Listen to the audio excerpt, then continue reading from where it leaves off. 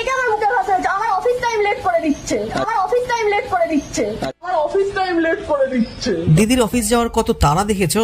একটা কথা জিজ্ঞেস করি, বাড়ি থেকে বেরিয়ে রাস্তার মানুষজনকে কুকুর ছাগল মনে হয় নাকি রে তোর? সালা হনুমান মুখ।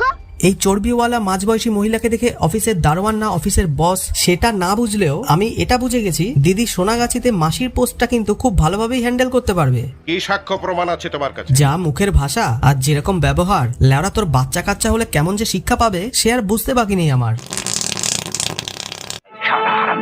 মানছি কর্পোরেট ওয়ার্ল্ডের কাজের অনেক চাপ, অফিসের অনেক প্রেসার হ্যান্ডেল করতে হয়, অনেক টার্গেট থাকে, সেখানে বিভিন্ন ক্লায়েন্ট হ্যান্ডেল করতে হয়, বাট তা বলে সিভিক সেন্স হারিয়ে অর্থ উপার্জনের কোনো লাভ আছে কি? পড়াশোনা শিখে এই বালে শিক্ষিত হয়েছো?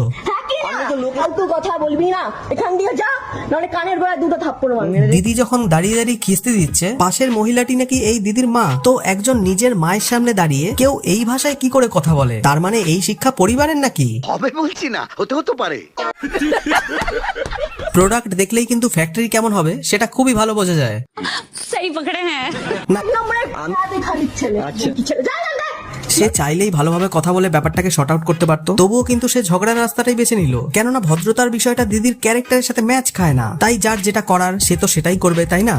তবে এই ঘটনায় একটা ভালো বিষয় দেখতে পেলাম, দিদিকে নাকি অ্যারেস্ট করা হয়েছে।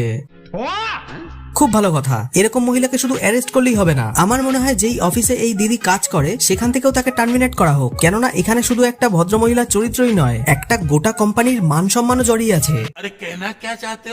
গালাগালি দেওয়ার সময় গলায় যে কোম্পানির দেওয়া মাদুলিটা ঝুলছে সেটা কিন্তু পাবলিক দেখে নিয়েছে, আর এটাও বুঝে গেছে সবাই ওই অফিসে কি টাইপের লোকজন কাজ করে। কপাল ভালো তুই বুদ্ধি করে ক্যামেরাটা অন রেখেছিলি, খুব ভালো একটা বুদ্ধিমানের কাজ করেছিস ভাই, না হলে সমাজ তোকে এতক্ষণে পাতালে পৌঁছে দিত। মেয়েটা তোর নামে যে কি কেস করতো, তুই যে কি কেসে ফেসে যেতিস আমরা তো ভালো মতোই বুঝতে পারছি। মেয়েরা এইসব করে করে যে কত ছেলেকে মিথ্যে অভিযোগে ফাঁসায় তার বাড়া ধারণা নেই। মেয়েদের প্রতি আমাদের ভালো ওভার প্রোটেক্টিভ আচরণই আজকে মেয়েদের সাহসের লেভেলটা এত উঁচু করে দিয়েছে। ছেলেরা বাইরে থেকে হারামি মনে হয় দেখে, ভেতর থেকে আমরা কিন্তু অনেক ভালো, অন্তত রাস্তাঘাটে মানুষজনকে সম্মান তো করি। ঠিক অপরদিকে নিরীহ নিষ্পাপ মুখ নিয়ে থাকা মেয়েদের হুলে যে কতটা বিষ সেটা ধারণাও করতে পারবে না বাড়া।